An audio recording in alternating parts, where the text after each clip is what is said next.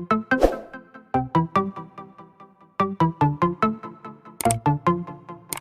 14th of August is our Independence Day, and it means a day when we had got freedom not only from our ruthless rulers but freedom from humiliation.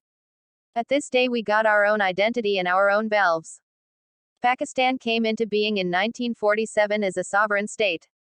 The 14th of August is a day when efforts of our national heroes are appreciated and celebrated, and a day when we get our name and respect.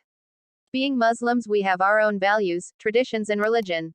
We Muslims celebrate this day with complete satisfaction and pleasure of being in a separate region where we enjoy freedom of living in every way.